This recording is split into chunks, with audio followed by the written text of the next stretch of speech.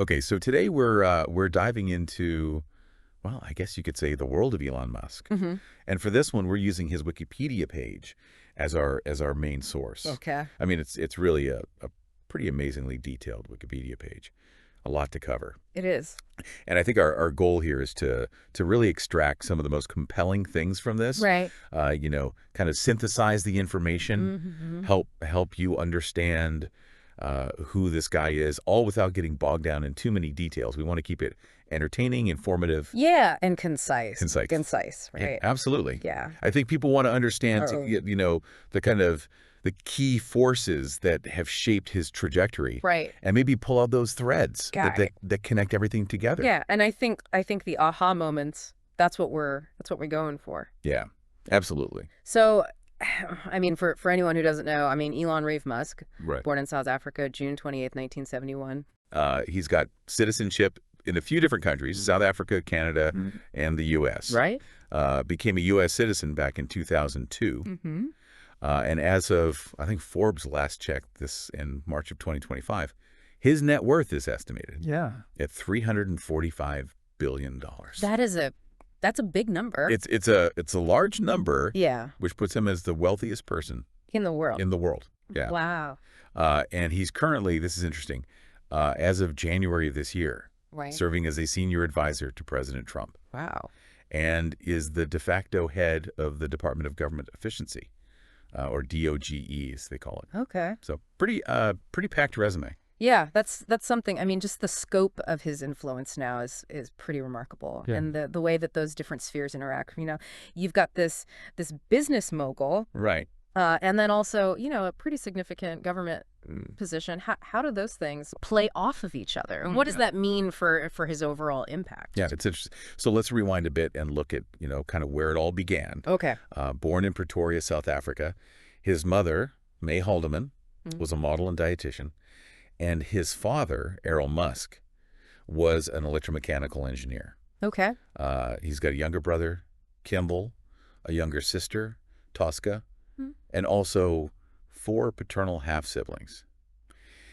Now, this is interesting. Okay. The family had quite a bit of wealth when he was younger, Mm-hmm. and this was tied to, reportedly, an emerald dealing business Okay. run by his father. Yeah. Now, it's worth noting that there are varying accounts of the father's involvement in this. Interesting. It seems like it's changed a bit over time how it's been described. Okay. So, just a little bit of intrigue there. Yeah. I mean, that early exposure to a business like the emerald dealing, Mm-hmm. that could definitely have had an impact on his sort of risk appetite later on. And I wonder, how the different ways that story's been told, Mm-hmm. how those reflect on the complexity of his early family life Yeah. and the impact of those dynamics on who he became. Yeah, for sure. So his parents divorced in 1980, Okay. and he lived primarily with his father, which he later said he regretted, Mm-hmm. and it led to estrangement between them. Right. And he's also recounted some pretty harsh experiences at a wilderness school. Oh, wow.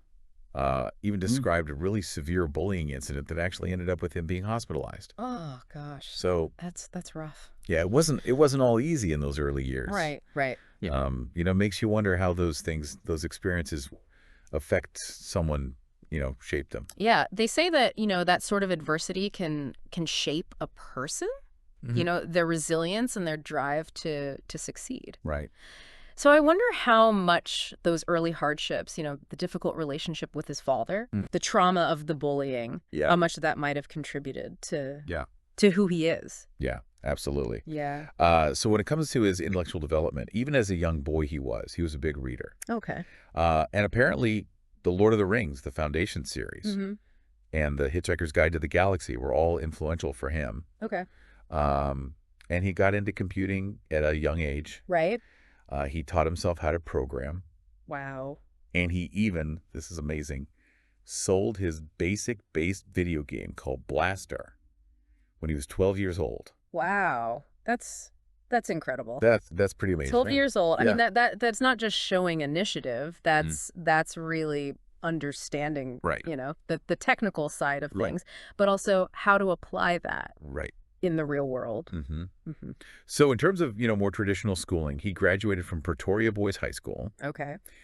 and then briefly attended the University of Pretoria before moving to Canada in 1989. He got Canadian citizenship through his mother. Right. And actually, this is interesting. While he was waiting for his citizenship to come through, he had some pretty tough jobs. He worked as a farmhand. He worked cleaning a boiler room in a lumber mill. Wow. So, you know, that's pretty far from that life of affluence that we talked about earlier. Yeah, that shows a real willingness to kind of, you know, embrace the challenge and really work hard. Right. You know, no matter the circumstances. And I think that kind of work ethic combined with, you know, what he achieved academically at Penn, Right. Yeah. it really shows you the kind of person that he was becoming at that stage. So yeah, he ended up attending Queen's University in Ontario. Okay. Then transferred to the University of Pennsylvania, where he earned bachelor's degrees in both economics and physics. Wow. He then started a materials science graduate program at Stanford in 1995, but famously left after only 2 days. Right. I mean, the internet was really taking off then, and To have the pull of the internet. yeah, it was clearly where he felt the real opportunity and potential was. Yeah, absolutely. So let's talk about that business career a little bit. Okay. His Wikipedia page lists a really impressive lineup of companies. It does. And it starts off with Zip2, which he co-founded in 1995. Okay. This was a web software company that basically provided online city guides for the newspaper industry. Interesting. Now, this is interesting. The initial funding for Zip2 came from his father. Oh, okay. And they obviously had a complicated relationship. Right. But even the people who become incredibly self-made often do have that early support. They do, yeah. From somewhere. And so eventually Zip2 was acquired by Compaq in 1999. Okay. So, I mean, that's pretty impressive. I think Zip2 is a really important early step for him. I mean, it shows that he was really paying attention to the internet and the potential that it had. Right. And I love that he saw a practical application for it, helping newspapers to transition to that digital space. Right. And the funding from his father. That's a really interesting detail. It speaks to the complexity of those family dynamics. Yeah. Even when there are difficulties. Right. Absolutely. So next up, we have X.com, Okay. co-founded in 1999. This was an online payment company that ended up merging with Confinity to form PayPal. Okay. Now, he was actually the initial CEO, but he was later replaced. Okay. But PayPal was then, as we all know, acquired by eBay in 2002. Right. And this is a really big deal. Yeah. I mean, this is a turning point financially for Musk. Mm-hmm. He got around $175 million Wow. from that as the largest shareholder. Okay. And this is interesting. Years later, he actually went and reacquired the X.com domain name. Interesting. He said it was for sentimental reasons. But it does kind of make you wonder, you know, if there was more to it than that. Yeah, I think you're right. Yeah. And PayPal was clearly a huge success for him, not just financially, but in terms of the experience of building and scaling a company like that. Right. And you know, even though he was ousted as CEO, that sale to eBay really provided, you know, a lot of the capital that he needed for his next venture. There's the next ventures. Okay, so speaking of those next ventures, SpaceX, founded in 2002. Okay. And the story is that he wanted to build affordable rockets. He had tried to buy ICBMs in Russia. Wow. And it was very expensive, and it didn't really work out. Right. So he thought, well, maybe I'll just start my own thing and build more affordable rockets. And so he became the CEO and the chief engineer of SpaceX. Yeah. And they've been really revolutionary when it comes to things like reusable rockets and commercial spaceflight. Right. And of course, you know, we can't overlook Starlink. Yeah. Their satellite internet service, which they provided to Ukraine during the Russian invasion. Yeah. They did block Russian state media on Starlink.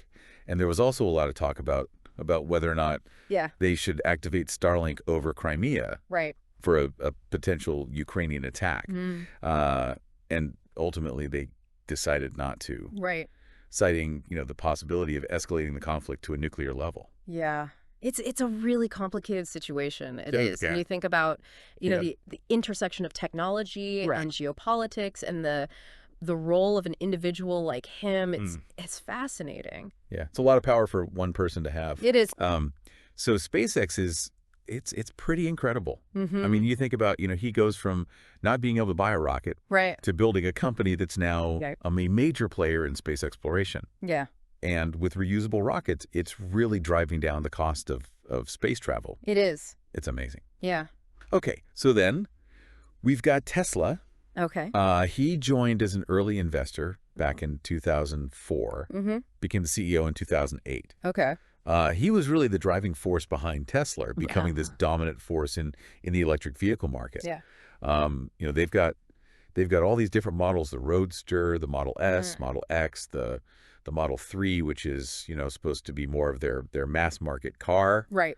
The Model Y, and of course the Cybertruck, which is it's a thing. It's unique. It's something else, that's for sure. Yeah.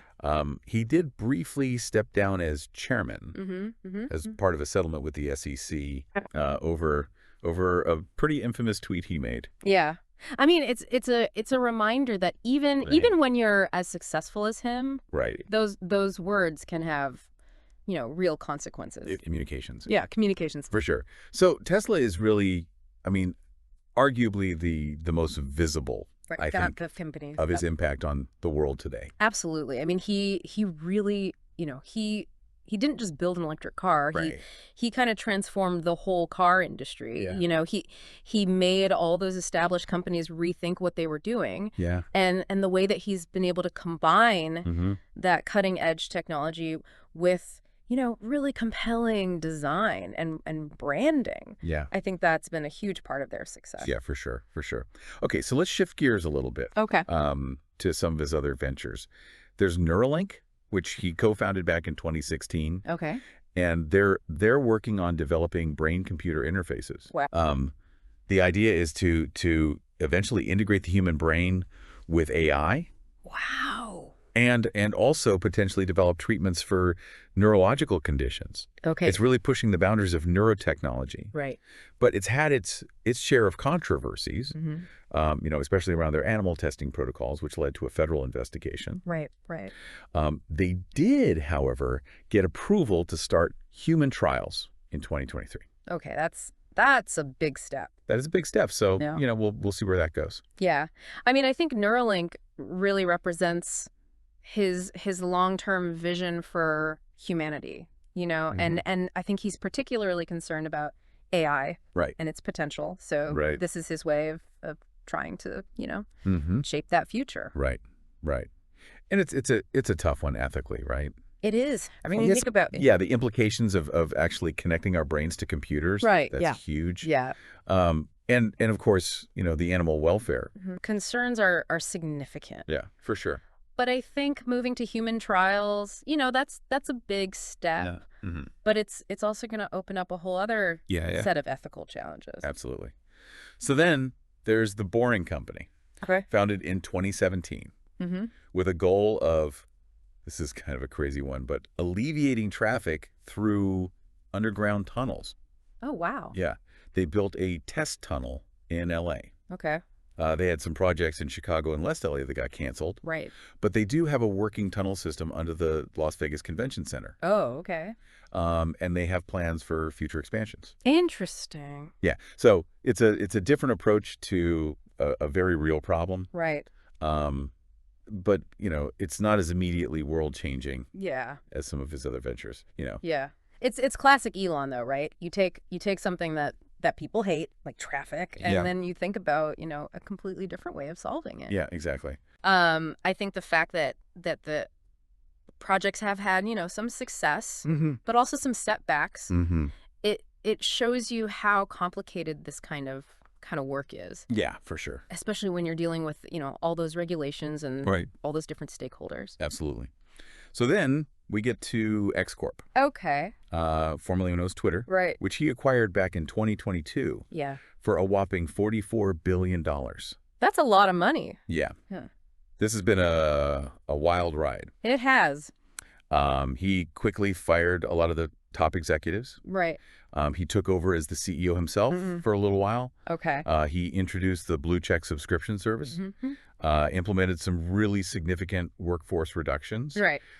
Made a bunch of changes to the content moderation policies, which a lot of people argue has led to an increase in hate speech and misinformation. Right.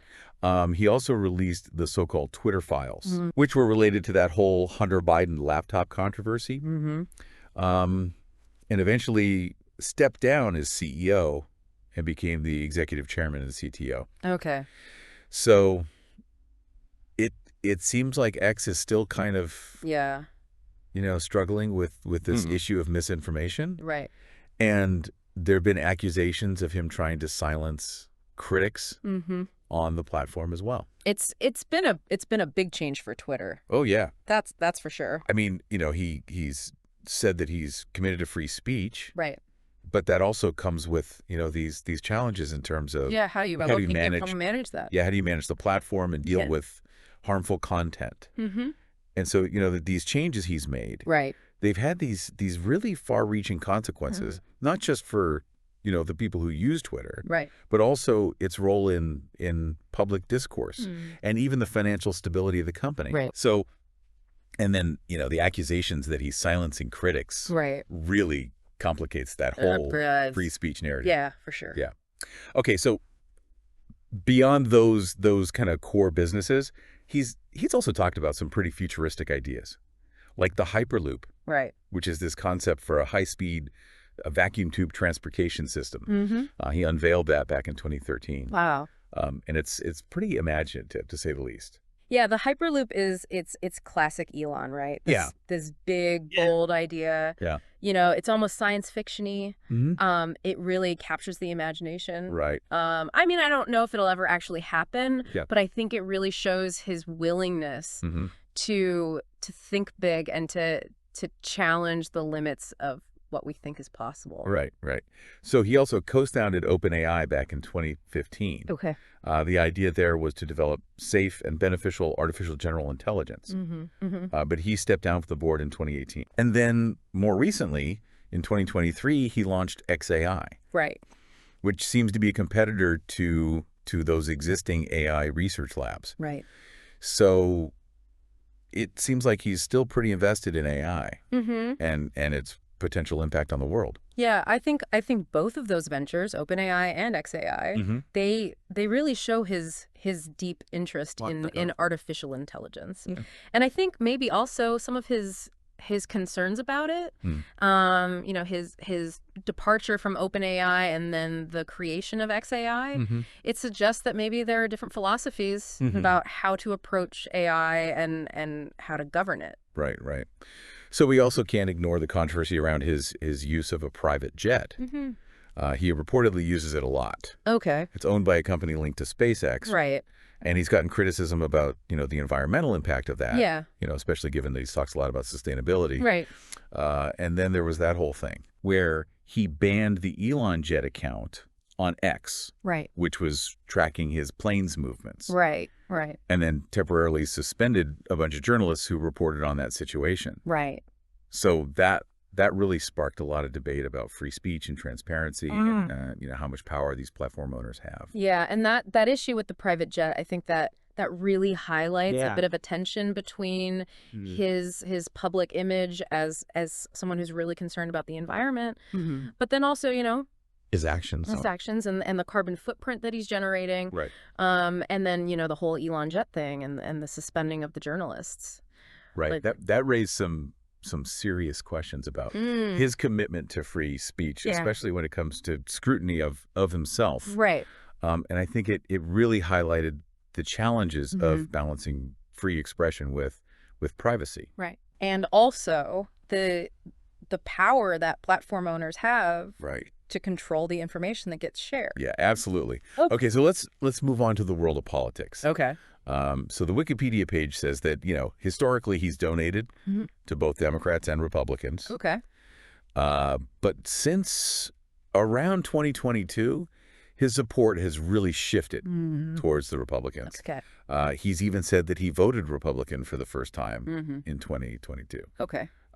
And interestingly, it also says that starting in 2024, it seems like he's increased his support for international far-right figures and causes. Interesting. Yeah, and then his political views are generally described as right-wing from that point on. So it's a pretty noticeable shift in his political leanings. It is. I mean, that shift away from Democrats and towards the Republicans, that's been, pretty well documented. And then this support for the far right internationally, that's a new development. Yeah. And it really makes you think about, what's motivating this and what is he hoping to achieve? Yeah, what's his goal? Yeah. So specifically, he supported Obama, he supported Clinton, he supported Biden. He's even endorsed Andrew Yang in the 2020 Democratic primaries. He opposed the Build Back Better Act. Okay. He initially supported Ron DeSantis in the 2024 election, but then became a really big supporter of Donald Trump. And was actually reportedly the largest individual donor in that whole election cycle. Okay. And then, this is interesting, he made a pretty big and pretty controversial contribution of $19 million to a Wisconsin Supreme Court race in 2025.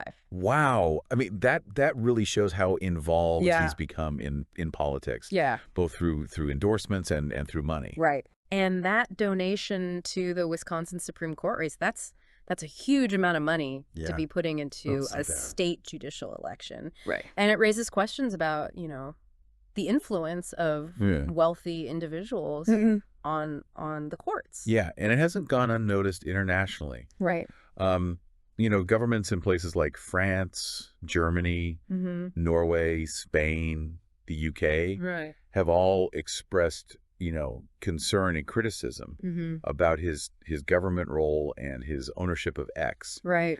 There have even been accusations of him helping boost far-right movements globally. I mean, that international response really shows you, how connected the world is and the global reach that people like him have. Right. And I think the accusations of boosting far-right movements, those are really concerning because it shows you the potential